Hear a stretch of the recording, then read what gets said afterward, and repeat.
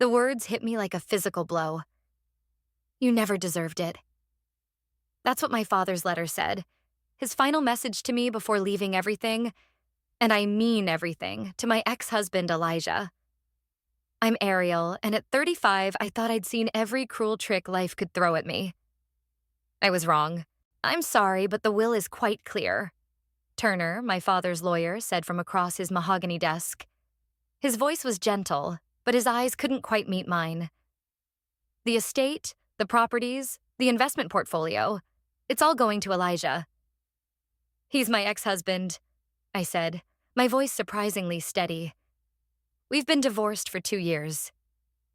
Your father made these arrangements 6 months ago, shortly before his... Turner cleared his throat.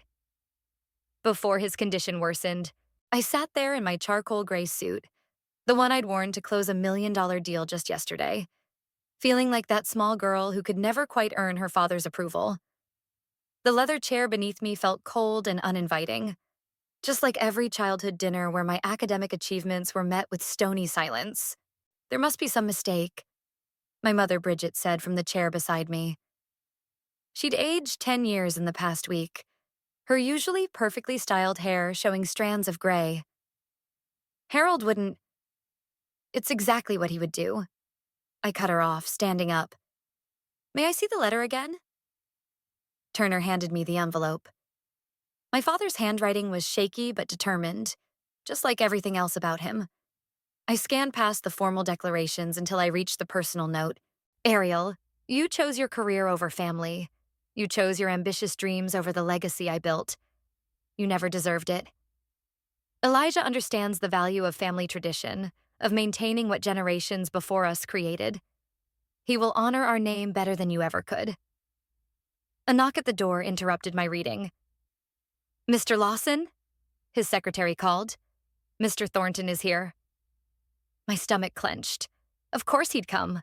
Elijah walked in, all designer suit and practiced charm. His eyes met mine, and that familiar smirk played across his lips. Ariel, he said, as if we were meeting for coffee. I'm so sorry for your loss. Save it, I replied, turning to Turner. Is there anything else I need to sign?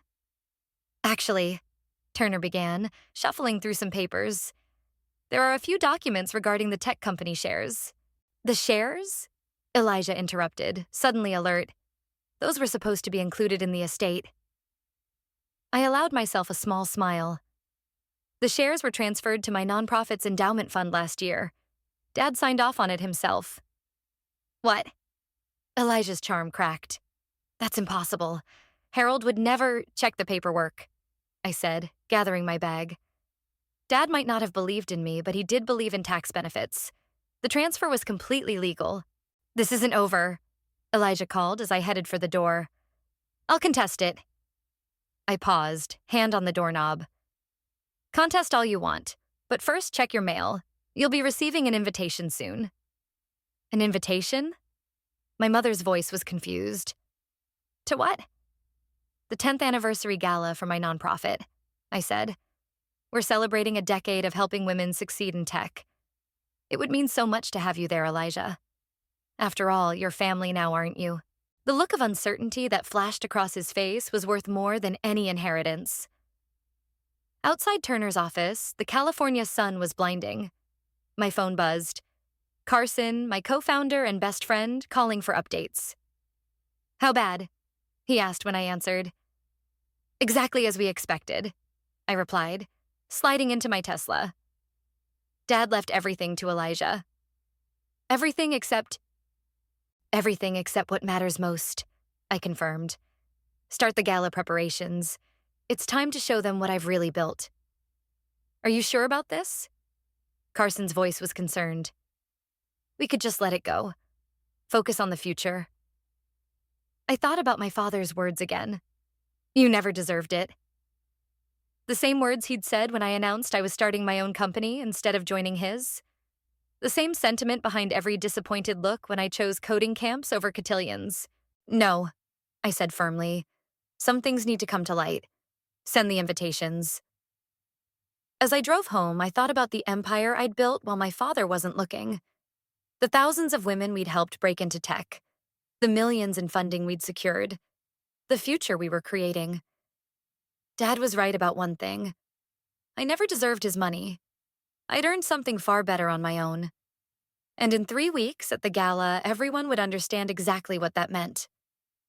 Pull up the asset transfer documents again, I told Carson as we sat in my office overlooking San Francisco Bay. The morning fog was just starting to lift, revealing the gleaming towers below. Already ahead of you, he said, spreading papers across my desk. Everything's ironclad. Your father signed over 30% of his tech holdings to the nonprofit's endowment last year. I picked up the document that had started it all, a seemingly innocent tax planning proposal I'd presented to my father. He was so focused on minimizing his estate tax burden that he never looked past the numbers. Classic Harold, Carson snorted, always thinking he was the smartest person in the room. My phone buzzed. A text from Beatrice, one of our most successful program graduates who now ran our mentorship initiative. The gala venue is confirmed. The Four Seasons Ballroom, just as you requested. Perfect, I replied, then looked up at Carson. Have you started the guest list? Top tech CEOs, venture capitalists, major donors. He paused, grinning. And of course, your dear ex-husband and his new inheritance. Don't forget the press, I added. I want every tech journalist in Silicon Valley there. Carson leaned back in his chair, studying me. You know, we could just announce the endowment transfer through a press release. Why make it so theatrical? Before I could answer, my office door opened and Turner walked in, looking uncomfortable in his usual suit and tie. Ariel, he said, clutching his briefcase. We need to talk about something. I gestured to the chair beside Carson. Please sit. There's a document, Turner began, one that your father made me promise not to mention until after the will was read. He pulled out a yellowed envelope. It's about the company's founding. My heart skipped a beat. The founding? But that was 30 years ago. Yes, Turner nodded. And it involves your mother. Carson stood up. I should probably stay, I said sharply. Whatever this is, I want a witness. Turner opened the envelope with trembling fingers. Your mother wasn't just a silent partner in the company's creation. She was the one who developed the initial software architecture. Your father, he bought her out when you were young, made her sign an NDA. The room seemed to spin. He what? That's why she never fought back, Turner continued. Why she stayed quiet all these years. The NDA had a lifetime clause, but he slid the document across my desk. It expired upon his death. I scanned the papers, my mother's signature clear at the bottom. Dates, code specifications, patent applications, all in her name originally. Does Elijah know about this? I asked. No, Turner replied. Your father made sure this stayed buried. He thought it would diminish his legacy. I reached for my phone, dialing my mother's number. It rang twice before she answered. Mom, can you come to my office? There's something we need to discuss. An hour later, my mother sat in the same chair Turner had occupied, tears streaming down her face as she read the old documents. I never wanted you to know, she whispered. He promised he'd support your dreams if I stayed quiet. But then he did everything he could to stop me anyway, I finished. She looked up at me, really looked at me, perhaps for the first time in years. What are you going to do? I walked to my window, watching the fog completely dissipate to reveal the clear bay waters below. First, we're going to digitize every page of these documents. Then we're going to prepare a very special presentation for the gala. The anniversary gala? She asked. Yes, I smiled. We're celebrating 10 years of helping women reclaim their place in tech. Seems fitting to start with the woman who helped build one of Silicon Valley's pioneering companies, don't you think? My mother's eyes widened. Ariel, no. The scandal. The scandal, I cut in, will be nothing compared to the inspiration. Think of all the women out there fighting the same battles we fought. They deserve to know the truth. Carson, who'd been quietly observing, finally spoke up. The invitations go out tomorrow. Should I add any special notes? I thought about Elijah, probably sitting in my father's old office right now, thinking he'd won it all. I thought about my father's last words to me. You never deserved it. Yes, I said, picking up one of the original patent applications with my mother's name on it. Add a quote to Elijah's invitation. The truth has a way of surfacing, just like cream rising to the top. My mother reached for my hand. Are you sure about this? I squeezed her hand back, feeling the strength of 2 generations of silenced women flowing between us. More sure than I've ever been about anything. It's time for our story to be told. I always knew something was off about your marriage, my mother said, stirring her coffee at the small cafe near my office. 2 weeks until the gala, and the weight of memories felt heavier than ever. What do you mean? I asked, though I already knew. The way Elijah would look at your father's office, like a hungry cat eyeing a canary. She set her spoon down with a soft clink. He married you for the connections, didn't he? I remembered our first date. How impressed he'd been when I mentioned my father's company. How quickly he'd proposed after meeting Dad at a charity gala. It took me 3 years to figure it out, I admitted. Remember that night I came to your house? She nodded. You were soaking wet from the rain. I'd found emails, I said, my voice dropping. He'd been meeting with Dad behind my back, discussing company succession plans. They'd already decided my role would be advisory at best. The cafe door chimed, and I looked up to see Beatrice walking in, tablet in hand. She spotted us and hurried over. Sorry to interrupt, she said, but we have a situation. Elijah's trying to access the company's historical records. I sat up straighter. He can't. Those are sealed. He's claiming executor rights through the inheritance, Beatrice explained. It called me when they got the request. My mother's face paled. The original code is safe, I assured her. I moved everything sensitive to secure servers last year. He'll only find what we want him to find. My phone buzzed. A text from Carson. He just left the building, heading your way. Speaking of the devil, I muttered. Mom, you should go. Beatrice, stay. My mother gathered her things quickly, but paused before leaving.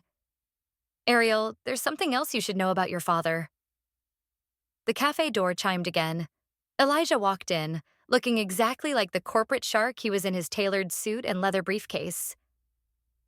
Well, isn't this cozy? He said, approaching our table. Bridget, lovely to see you. My mother hurried past him without a word. Elijah watched her go, then turned to me with that practiced smile. We need to talk about the records access. No, we don't, I replied. Company archives are under nonprofit control now. Board decision, last year. His smile tightened. Your father wouldn't have... My father signed everything, I cut in. Just like he signed your inheritance. Funny how papers work, isn't it? Beatrice shifted beside me, and Elijah seemed to notice her for the first time. And you are? Beatrice Webb, Director of Mentorship Programs, she said coolly. And one of the many women your ex-wife has helped succeed in tech. Elijah's eyes narrowed. Ah yes, the famous nonprofit. Tell me, how many millions in company resources have you diverted to this charity project? Would you like to find out? I asked sweetly. Come to the gala. We're doing a full financial presentation. Very transparent. I got your invitation, he said. Cute quote. Should I be worried? I stood up, gathering my things. You should be worried about a lot of things, Elijah, starting with what else my father might have signed without reading the fine print. His composure cracked slightly. What are you planning, Ariel? Come to the gala, I repeated. Front row seat. I insist. As Beatrice and I walked out, I heard him call after us. Whatever you're plotting, it won't work. Your father knew exactly what he was doing when he cut you out. Outside, Beatrice touched my arm. You okay? I took a deep breath of the cool San Francisco air. Pull up the gala presentation. I want to make some changes to the opening sequence. The tribute video?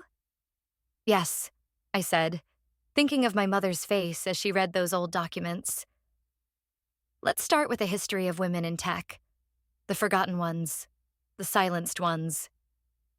Like your mom? Like my mom. I checked my phone. Another text from Carson. Found something big in the old server backup. Come quick. Head back to the office, I told Beatrice. I need to make a stop first. I drove to my mother's house, questions burning in my mind. What was she about to tell me before Elijah interrupted? But when I arrived, she wasn't home. Instead, I found a note taped to her door. There's more to the story. Your father didn't just take my code. He took someone else's, too. Check the original patent dates. Look for a woman's name. I'm sorry I kept this secret so long.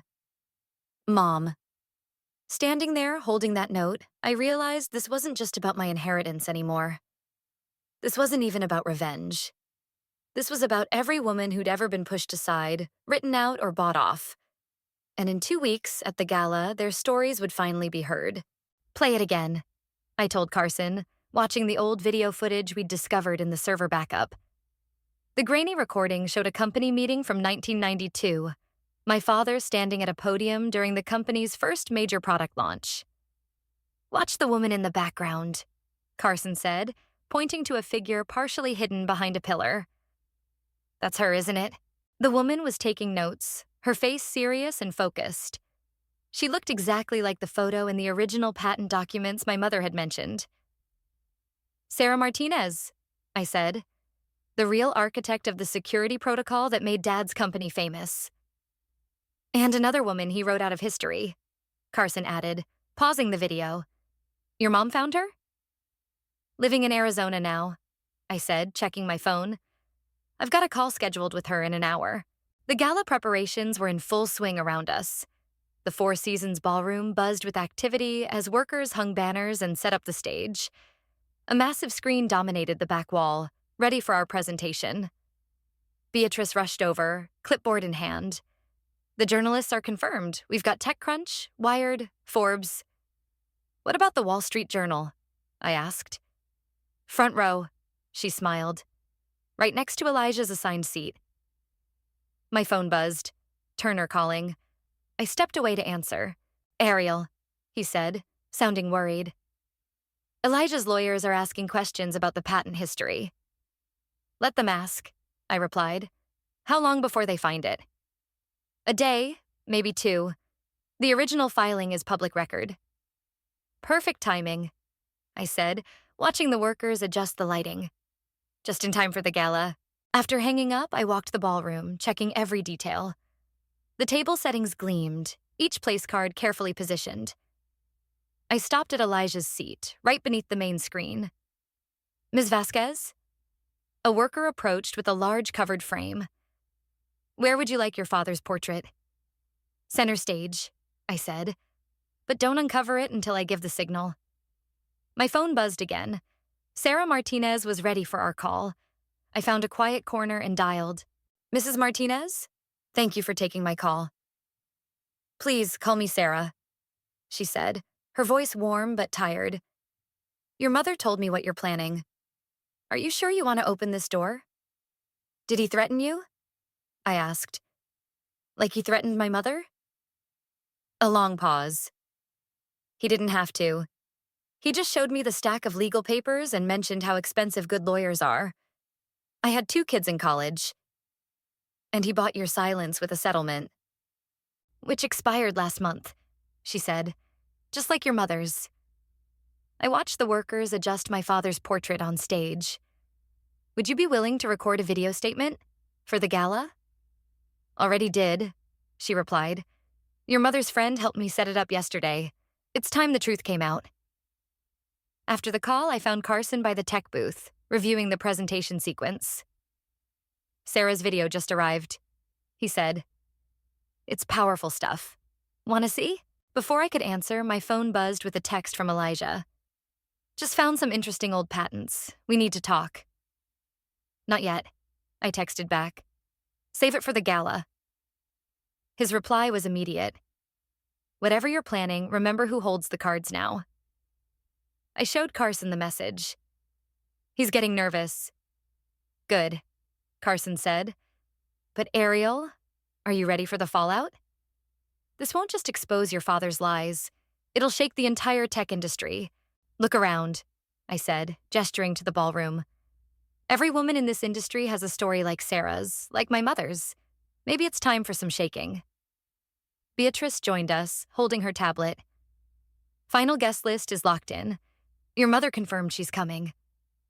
And the special presentation? She nodded. Queued and ready. We've got backup copies on 3 different servers. My phone buzzed one more time. Turner again. Elijah's lawyers found the original patent. They're drafting cease and desist letters.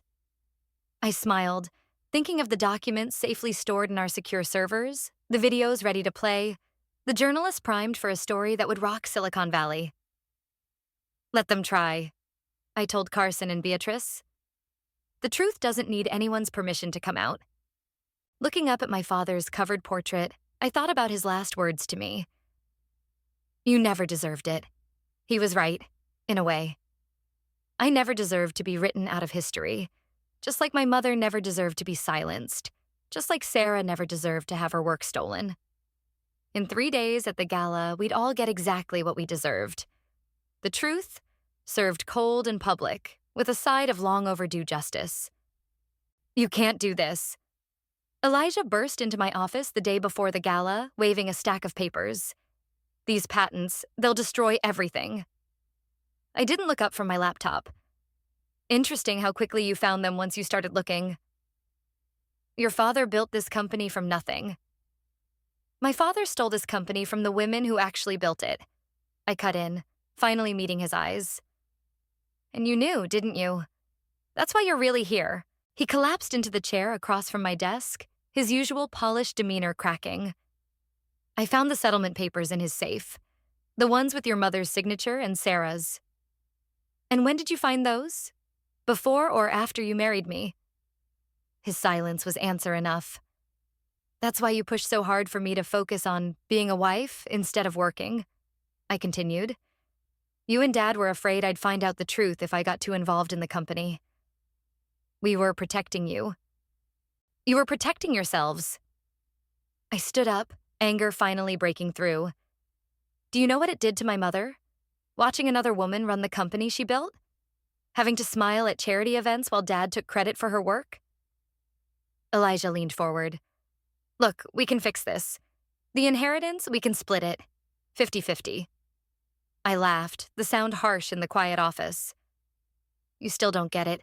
This isn't about money. Then what do you want? I want the truth to come out. All of it. I walked to my window, looking down at the city below. Did you know my mother used to code until 3 in the morning? She taught herself programming while pregnant with me. Built the original prototype in our garage. Ariel, please. His voice turned desperate. Think about the company's reputation. The stock price. Should have thought about that before you married me from my father's stolen empire. I turned back to him. How's that working out for you, by the way? He stood up, straightening his tie, a nervous habit I remembered from our marriage. I'll stop you. The lawyers can't do anything, I finished. The NDA's expired with Dad's death. Sarah and my mother are free to tell their stories, and tomorrow night they will. You'll regret this, he threatened, moving toward the door. No, Elijah.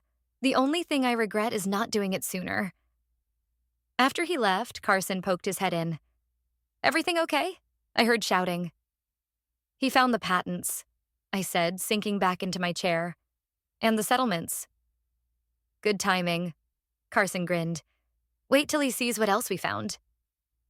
My phone buzzed. My mother calling. Mom, what's wrong? I just got a visit from Elijah, she said, her voice shaking.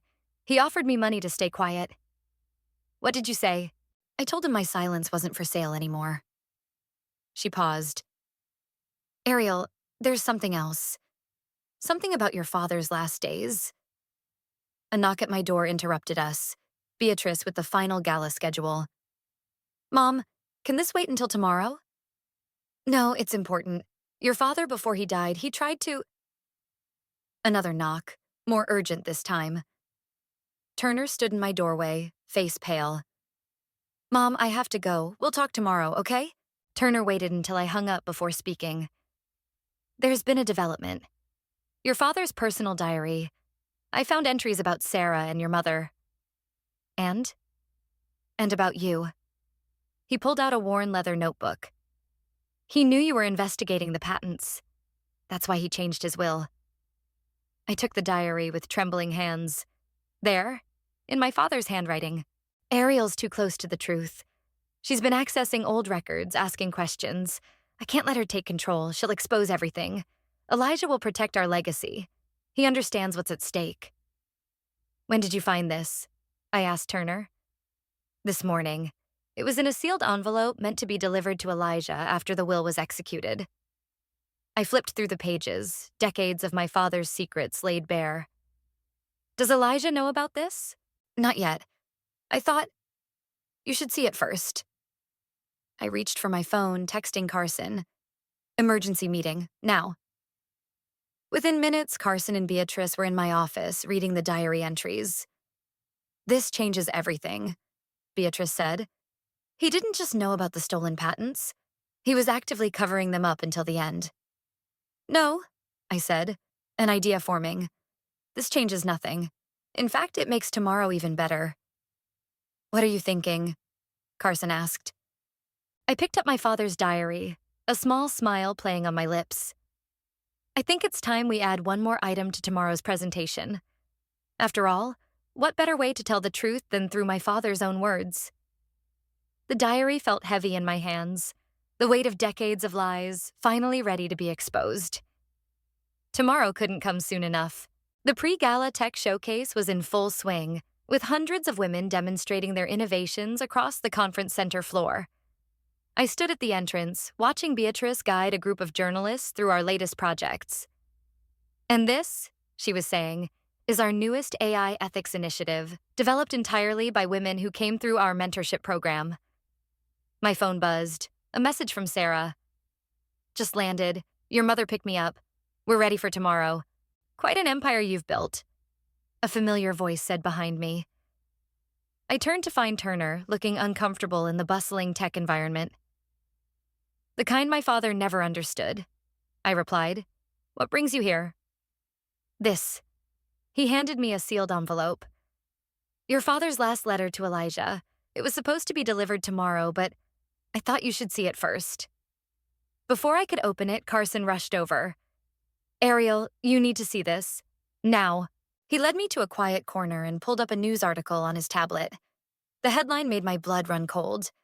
Tech pioneer's widow claims ownership of revolutionary software patent. Your father's new wife, Carson explained. She's saying he promised her rights to the original code. I skimmed the article, my hands tightening on the tablet. She's lying. She didn't even know him when the code was written. She has documents, Carson said. They look forged, but they'll muddy the waters, I finished. Try to discredit tomorrow's revelation. My phone buzzed again. My mother this time. Sarah and I are going through the old code files. You won't believe what we found. Tell them to wait, I told Carson. I'm heading over. But before I could leave, Beatrice appeared with the journalists in tow. Ariel, they have questions about tomorrow's announcement. I'm sorry, I said to the eager reporters. But tomorrow's presentation will speak for itself. I promise it's worth the wait. After they dispersed, I ducked into an empty conference room and finally opened Turner's envelope. The letter inside was dated just days before my father's death. Elijah, protect my legacy at all costs. Ariel knows too much. The women, they must stay silent. Use whatever means necessary. The money is yours if you succeed. Harold, my hands shook as I called my mother. Mom, what did you find? Hidden comments in the original code, she said, her voice excited. Sarah and I both used to leave messages in our work. Timestamps, signatures, proof we wrote it. Your father thought he deleted them all, but programmers always leave breadcrumbs, I finished. Can you document everything? Already done. Sarah's daughter, she's a digital forensics expert. She's verifying everything right now. I looked out the conference room window at the showcase floor, where dozens of women were demonstrating their innovations, each of them standing on the shoulders of women like my mother and Sarah, women who refused to stay silent. My phone buzzed with a text from Elijah. Your father's wife contacted my lawyers. Last chance to stop this. Another buzz. Turner. Elijah's trying to get an emergency injunction to stop tomorrow's presentation. And another. Carson. Media's going crazy with speculation about tomorrow. Stock price is already fluctuating. I walked back out to the showcase floor, watching Beatrice demonstrate our latest project, a platform helping women document and protect their intellectual property. The irony wasn't lost on me. Ms. Vasquez? A young programmer approached me, her eyes bright with admiration. I just wanted to say thank you. Your program changed my life. What's your name? I asked. Maria. I was about to quit tech before I found your nonprofit. The harassment, the stolen credit, it felt hopeless. I thought about my mother, about Sarah, about all the women who came before. It won't always be like this, Maria. Sometimes the truth just needs a spotlight. My phone buzzed one final time. Sarah. Code verification complete. Everything documented. Your father can't bury us anymore. I texted Carson. Add one more section to tomorrow's presentation. Let's show them exactly how code signatures work. Then I messaged Elijah. See you tomorrow. Front row, remember? You won't want to miss this. Looking around the showcase floor, at all these brilliant women sharing their innovations, I finally understood. This wasn't just about exposing my father's lies or getting revenge on Elijah. This was about breaking a cycle, about ensuring no other woman would have her work stolen, her voice silenced. Tomorrow, the truth wouldn't just come out. It would echo. The Four Seasons ballroom hummed with anticipation. Every seat was filled. Tech executives, journalists, and in the front row, exactly where I'd placed him, sat Elijah, looking increasingly uncomfortable as the minutes ticked by. Ready? Carson whispered as we stood backstage. I checked my phone one last time. A message from my mother. We're in position. Sarah's ready. Start the show, I told Carson. The lights dimmed, and the massive screen came to life with our opening video, a montage of women in tech through the decades. The familiar corporate music faded, and I stepped onto the stage. Good evening, I began, my voice steady.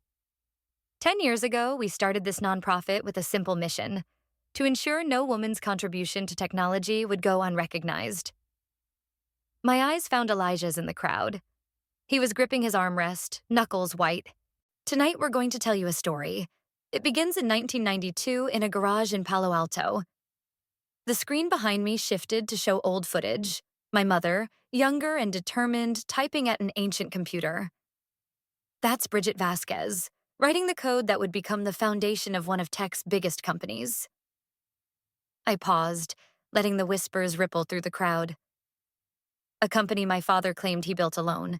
Security guards appeared at the ballroom doors as Elijah started to rise. I saw Turner place a restraining hand on his arm. But she wasn't alone, I continued. Sarah Martinez, would you please stand? From the middle of the room, Sarah stood, dignified and proud. The screen changed to show her original patent applications. The security protocols that made the company famous? That was Sarah's work. Work my father bought and buried. Gasps echoed through the room. Journalists were frantically taking notes.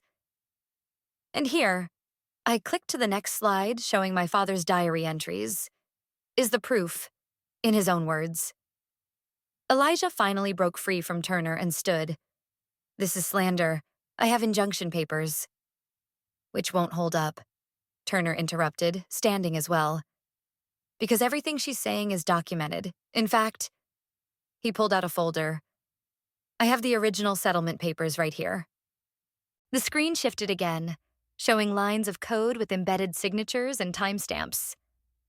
For the technical minds in the room, I continued over the growing murmurs, you'll recognize these signatures. Every programmer leaves their mark. My father thought he erased them all. He was wrong. My mother stood now, moving to join Sarah. The two women who had built an empire, only to have it stolen, finally standing together in the light. But this isn't just about historical correction, I said.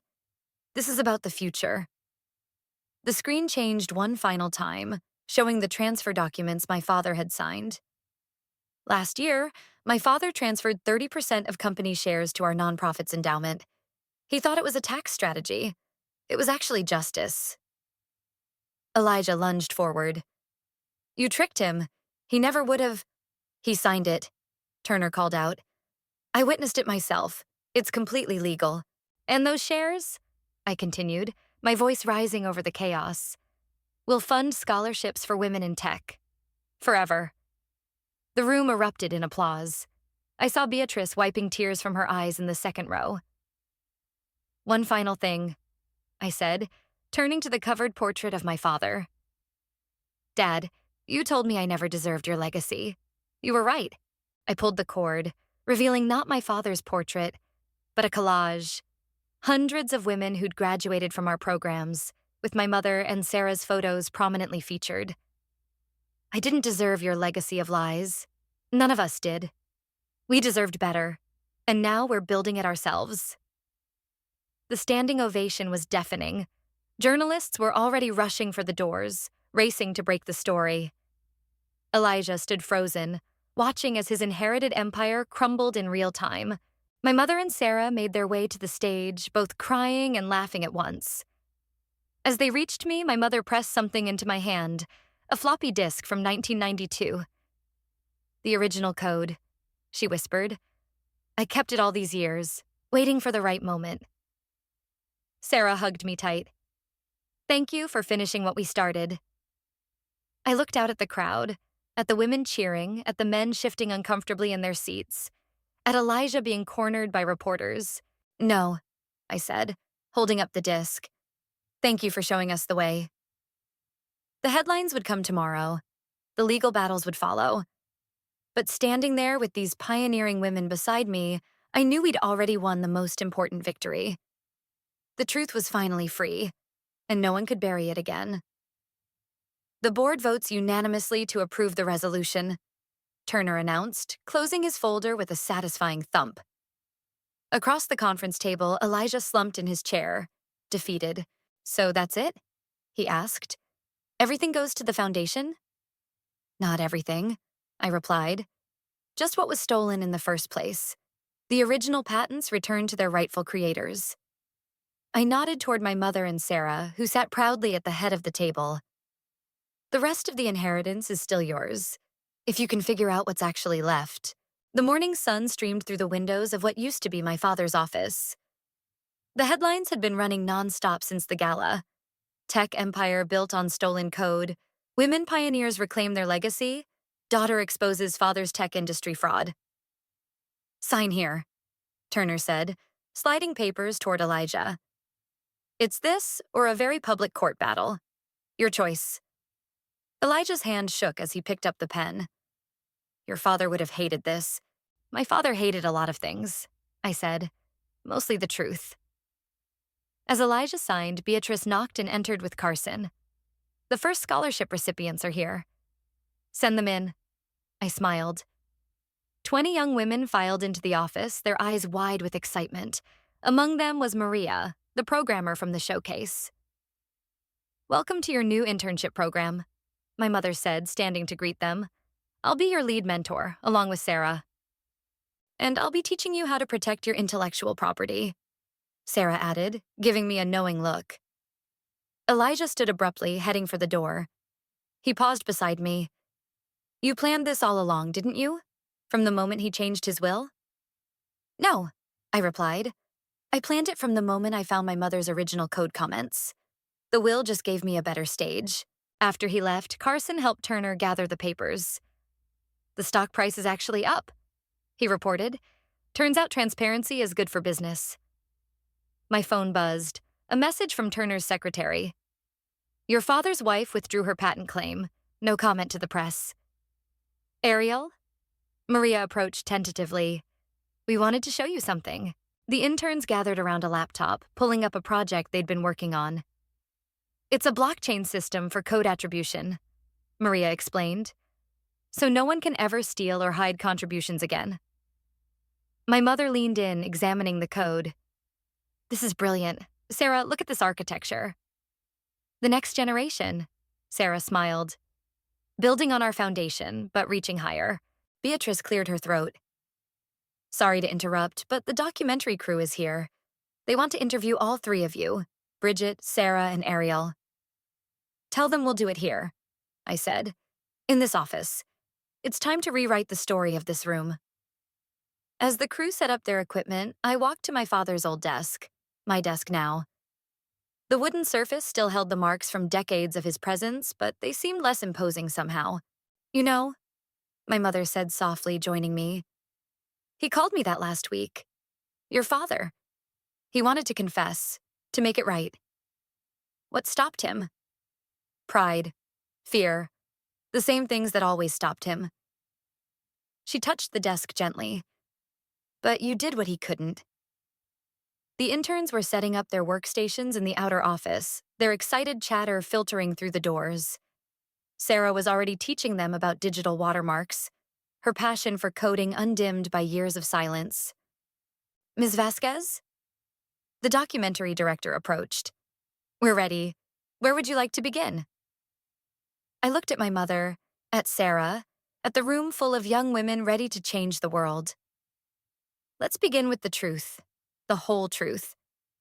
Carson caught my eye from across the room and grinned. Think your father ever imagined his office would become an incubator for women in tech? No, I said, watching the future unfold around me. But that's the thing about karma. It doesn't care what you imagine. It cares what you deserve. The cameras started rolling as my mother, Sarah, and I took our seats. 3 generations of women in tech, finally claiming our space. Tell us about the code, the interviewer began. My mother smiled, her fingers miming typing on an invisible keyboard. It started in a garage, with a dream and a borrowed computer. Outside the office windows, Silicon Valley stretched out before us, its landscape of glass and steel now holding different possibilities. Not just for us, but for every woman with the courage to write her own story.